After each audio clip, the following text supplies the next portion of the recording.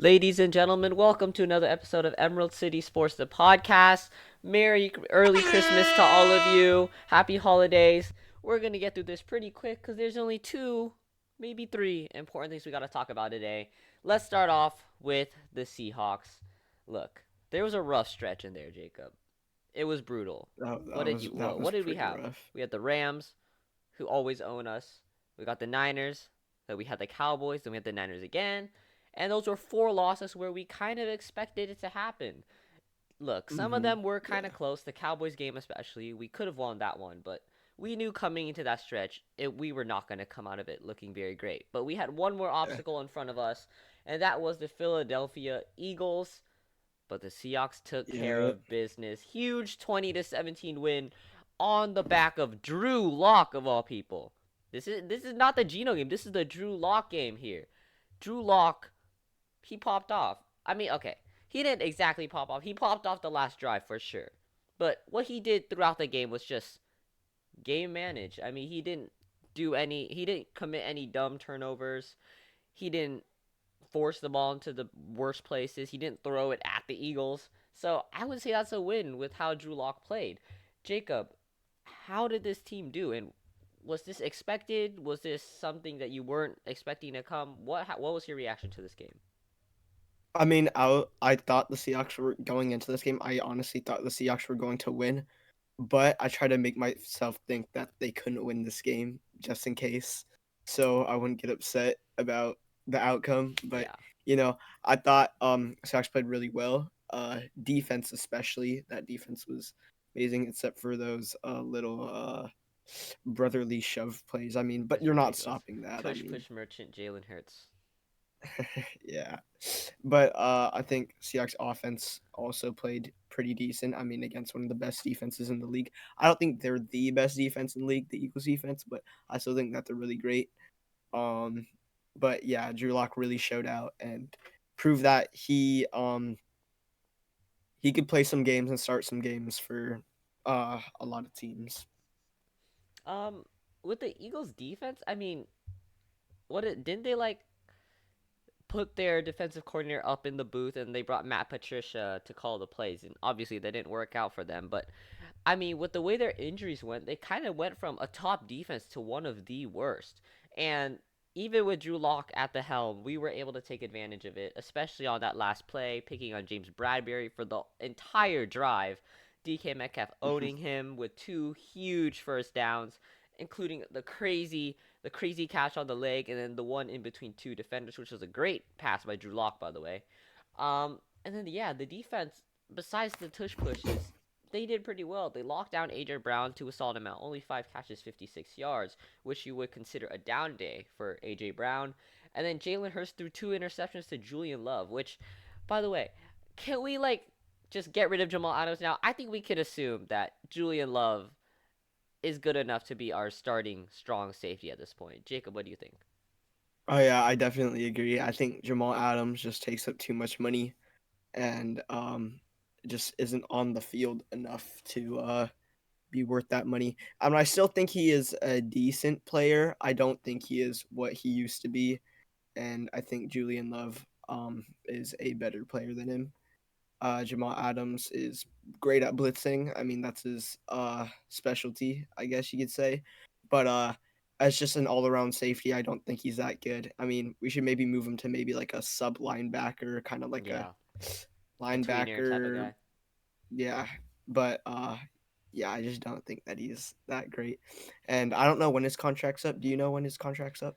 It's not going to be for a while. He had that huge contract that we signed him to, which was obviously one of the worst moves we've ever made.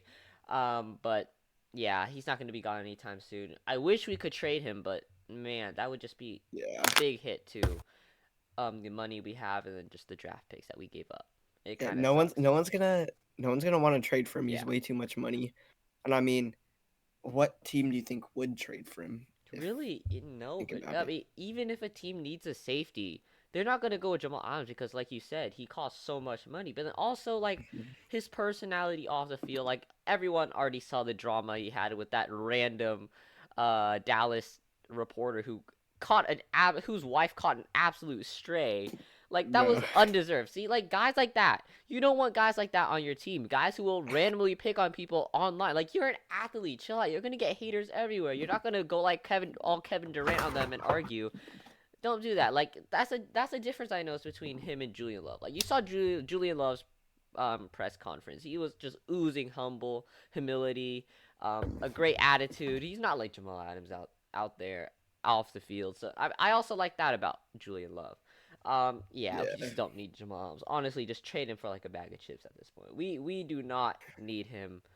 I mean, if But Julian Love gets burnt next game, then I can eat my words. But I don't think that's gonna. I don't think that's gonna happen. I mean, this okay, this defense was like playing with a lot of scraps. I mean, Witherspoon was out, Jamal Adams was out, Reek Woolen got benched apparently. So I mean, you had like Trey Brown, Michael Jackson, Artie Burns out there, and they still were able to do a good job taking care of Devontae Smith and AJ Brown. I mean, I think our backup cornerbacks and DBs are uh honestly way better than what people think. I think those three that you mentioned, Trey Brown, Mike Jackson, Artie Burns. I mean, obviously that's not like the best three that you could put out there, but honestly that's still better than some cornerback Yeah, cores in the NFL. And I really like Mike Jackson. He just hasn't been getting the love this season because we have Witherspoon, who obviously trumps any other cornerback on our team, and I think honestly, Witherspoon might be a top five corner when healthy. wow. So I think, yeah, I mean, who are you really taking over him? Like, let's be honest. Like, he hasn't really made any big mistakes except for maybe a couple penalties here and there that a lot of them weren't really his fault. I mean, I think he's definitely better than Woolen right now at this moment. Yeah, And I think rookie Witherspoon this year is better than rookie Woolen last year, even though, I mean, they're both great. But, I'd take Witherspoon in a heartbeat. yeah, and I mean the thing about when you compare like this secondary to Legion of Boom, it wasn't just Sherm, Cam, Earl the whole time. You had a great group of backup guys too. I mean, you had what like Daryl Simon back there, Walter Thurman. Those guys. This is what Byron Maxwell. Byron Maxwell. This is what Trey Brown, Michael Jackson, and Artie Burns can be. Like the tough backup guys who, when you throw them in there, they can be able to make a play. And that is kind of what this secondary is building. Everyone has been saying Legion of Boom. I mean, the new Legion of Boom. This could be possible if they continue to play with this lock up top tier receivers like Devontae Smith and AJ Brown. I mean, yeah, you are looking at a future Legion of Boom in the making. So now the Seahawks are at 7-7, and yeah, their chances of the playoffs have gotten much higher now that obviously 5 seed is probably going to be locked up with an NFC East. It is a locked up with an NFC East team. And then you got either the Rams, Vikings, Seahawks, and I forget the other team. I think it's one of the Like the NFC Souths. Saints. Yeah, This but the Saints, yeah. I mean, your odds are looking good here. Obviously, there's not really the big chance that you can overtake the Rams because they swept you and they also won yesterday. But if you win out these last 3 games, there is a good shot you go 10-7 and get a spot in the playoffs, probably ending up with the seventh, but we'll see.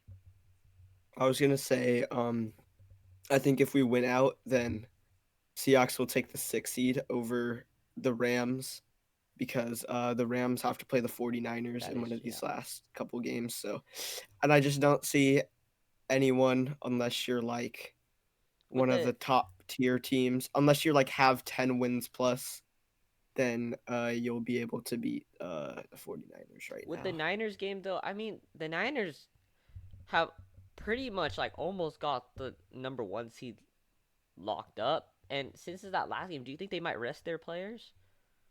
Um, I mean, I could see that, but still, even if they rested their players, they still have so much talent on the roster that, you know, even if they bench Brock Purdy, still have Sam Darnold who could go back there and probably That's win true. them the game anyway. Yeah, a lot of And QBs can succeed in that Shanahan scheme. yeah, And I then with mean, and the race for the number 1 seed is still pretty close, and they want to get that extra week, so they that's do want to true. win their games. And then with the Vikings, I mean, you got Lions, then Packers, then Lions again. I mean, those two They're Lions not they're games, what they're definitely dropping one of them. they're So not getting out of that. I mean, we can easily overtake the Vikings too. So we are in a very good Yeah. position right now to steal a playoff spot. Even after this crazy stretch where we just came out like crawling and covered in blood, we're still possibly gonna make the playoffs, which would be pretty nice. And this is a team, by the way, that beat the Raiders 3-0. So Yeah. uh, there's some confidence in there. There's some confidence in um, overtaking the Vikings for sure. All right, let's go to the Especially with their Hus. quarterback, Yeah, their quarterback play right now. Just yeah. it's just not it. All right, let's go over to the Huskies. It's been a while since we talked about them, but last time we went, we were here. We were talking about how they beat Oregon in the Pac-12 championship, got into the college football playoff, and now they are going to play number 3 Texas in what is basically an away game. It's so dumb. Like the love for Texas is insane. This is the same thing that happened last year, by the way, with like the Alamo Bowl, and we still beat them when most of their fans were there. So maybe a repeat. But Jacob, obviously, I mean, this game is about 9 days away, 10 days away. It's gonna be a huge matchup, and whoever might win honestly does have a good chance at winning it all. So, what do the Huskies have to do to win this game against Texas? I think the Huskies just have to play normally. I mean, I think Texas is still a great team, but compared to last year's Texas, which we beat, I think honestly last year's Texas was a better team than this year's Texas.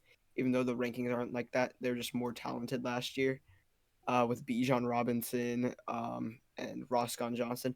I mean, and Jonathan Brooks, the running back, is out for Texas, so I think it will be a lot easier than we think. I think we just have Interesting. to play. We have to just play well, like how we played against Oregon. If we played like how we played against Oregon, then we should win the game by at least 2 scores. Wow. Bijan Robinson didn't play in the Alamo Bowl last year, did he? No, he did not. But I'm Okay. saying the Texas team in Yeah. general as a whole last year. And I mean, that is a pretty bold prediction for a 2+ score victory. But yeah, I could see that happening too. If we just play like we did against Oregon and not like we did against, Wazoo or Arizona State, we've got this in the bag. This should be a very interesting game. We'll see how possibly the crowd makes a difference because obviously Texas fans only have to like drive to Louisiana for this.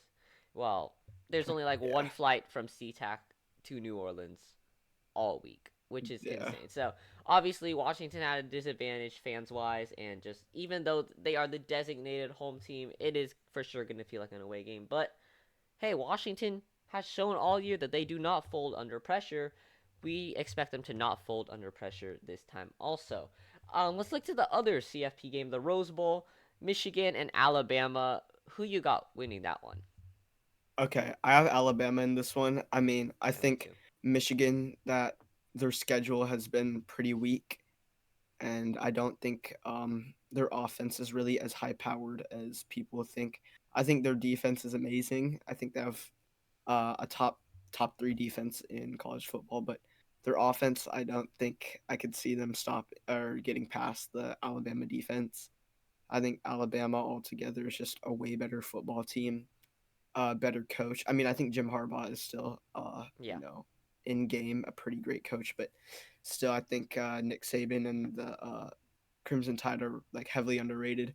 The one game they lost the season was to Texas, and that was way earlier in the season. They're a complete different team. I think Jalen Milrow is a really talented quarterback, and I think next year Milrow really has a good shot at the Heisman. And I don't know. I just see Alabama uh, winning this game. I don't see Michigan going on, even though they're the higher seed. I just don't think their strength of schedule was like really, that challenging, except for Ohio State. I mean, their championship game for the Big Ten was such a weak yeah, it was Iowa. championship Come game. on. They should have played Ohio State again. So, yeah, I mean, it's it's just kind of a Mickey Mouse run, you could say. Yeah, I agree. I got Alabama winning this one too. And all you really needed to see was Michigan's reaction to the college football playoff selection show. I mean, they clearly wanted to play Florida State. And obviously, who wouldn't want to play Florida State? I mean, their Mhm. starting QB is injured. Their team barely got out of the ACC championship alive. obviously you'd want to play the weak team. They saw Alabama on that screen and they groaned. They were not excited. You know that Michigan is afraid of Alabama. They are afraid of playing Alabama. And coming into this Rose Bowl, Alabama's got all the momentum. They just knocked off Georgia in the SEC championship, and they are hungry for more. They want to knock off another number one seed, and Michigan is afraid. They are shivering in their boots, and I think Alabama's gonna come in and just technically shock the nation. But are any of us gonna be really surprised? I don't think so. Yeah, I think it might be an Alabama Washington college football final, Yeah, which will be interesting by the way, because the last time we played Alabama, we got absolutely clapped. But we don't talk about that. That was, but I two mean, completely different I teams. blame I during that game, the Bo Alabama Scarborough, Washington game. that guy. I think our offense just collapsed. Our defense, even though Bo Scarborough, yeah, he kind of ran all over us, but our defense I think was just fine. Held them to 24 points. Yeah, I mean, holding Bama to 24, that's pretty good. But yeah, our offense we scored 7 points.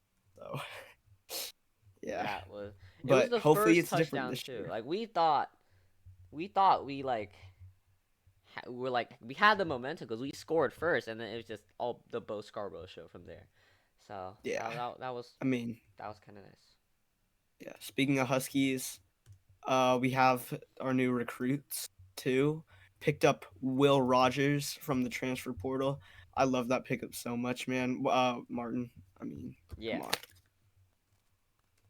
I mean, oop, wrong. Will Rogers. I mean, this is an exciting recruiting class. I mean, if anyone is still doubting Kalen DeBoer, if this new recruiting class comes in and like plays almost near the level that this year's squad has, you gotta give your flowers to Kalen DeBoer after that because everyone's saying, oh, his team, he got this team handed to him and blah blah blah.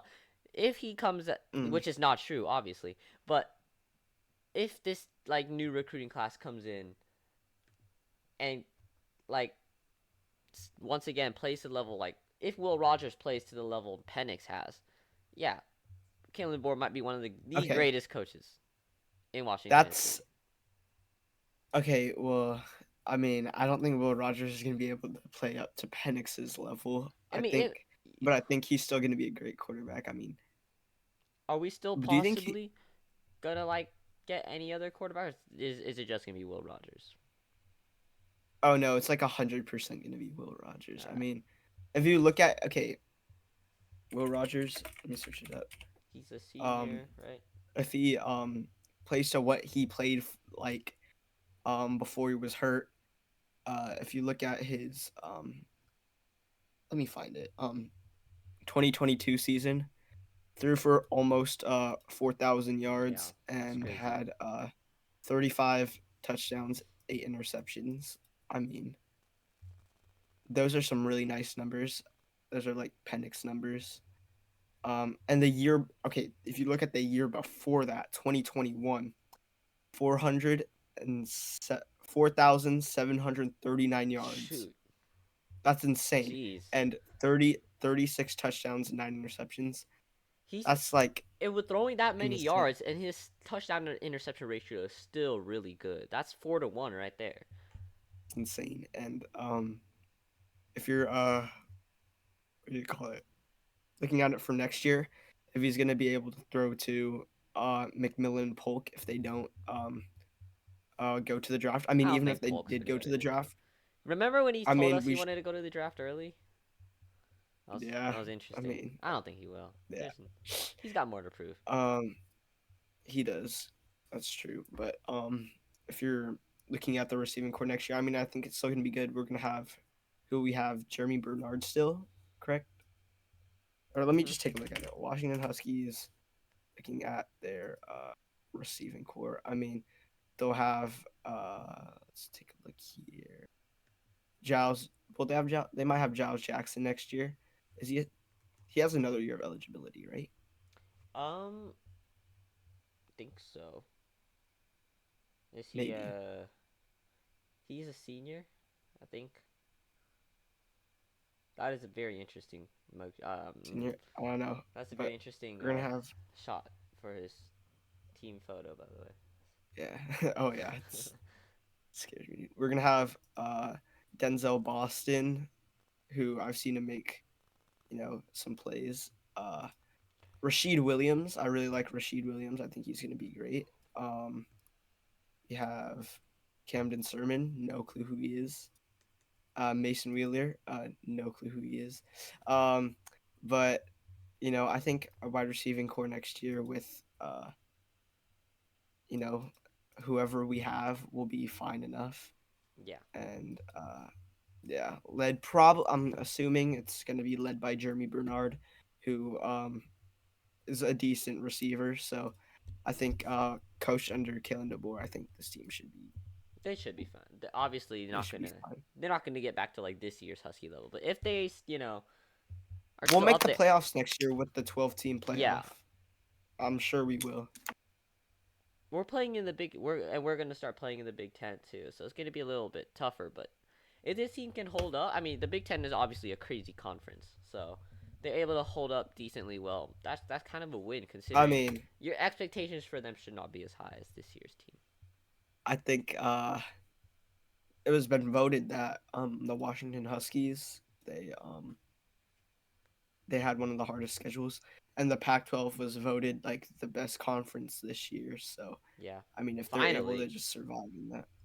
Okay, looking at the okay, let's just go over the Husky schedule next season. Just a very very early, you know, little estimate of the Hmm. season how we think we're gonna do. All right, first game next year, in Washington against Weber State. That's gonna be like 63-0. That's yeah, not even close. Eastern Michigan against the 56 Huskies. 0. 50-60. Okay. All right. Cougars Dang. at Lumen Field against Huskies. Huskies take that. Oh, they're playing it early this year? I have not checked Yeah, the. they I personally have not they checked the have Huskies to schedule, but mm, they have to play it early because it's out of conference yeah, that's game, true. Well, I which guess just the kind of Apple. sucks. So the Apple Cup's gonna be like early, just like what the Red River rivalry kind of Yeah. almost. hmm Yeah, I like that. And at I Lumen mean, Field is pretty cool. we beat the Cougs that game. Let's just say 38-20. Yeah. I think that's about right. All right, then we play Northwestern here. I think we take that game, even though Northwestern has gotten a lot better than they used to be. Yeah. Uh, then we play Rutgers in New Jersey. I say we Yeah, that take should that be a win. anyway. Come on. Ooh, next game though. Michigan Wolverines, That might be a loss. Low but it's key. here. That is true. It's here though. That's Honestly, if close. just looking at our schedule, the only game that I think we're losing is uh Oregon State. I mean Oregon. I see Oregon. That that. might be the toughest game, which is our last game. Because if you look at it, most of the really tough games, like against tough teams, are Mhm. played here in Seattle. And like the hardest away game is Penn State, which that's not super hard, I don't think. And the two Pac-12 teams or California teams, USC and USC, UCLA. UCLA, both in Seattle. So I mean, the toughest game is Oregon Ducks, Autzen Stadium. They're gonna have, assuming they start, what's his name, Dylan Gabriel over Dante Moore for this season, because I mean they should start him over because he only has one more year of eligibility, and then Dante Moore will have 2+ after that. So yeah, just assuming Gabriel's a quarterback, that's gonna be a tough matchup, but you know what? I don't know. I mean, it's so early to tell. I mean, people still could. I mean, everyone's signed already, right? I don't think. I don't know. I don't think so. There's still some time. Not everyone. Like, Not for transfers, or transfer I portal. don't think Cam Ward has signed Uh, with anyone. oh yeah, you're right.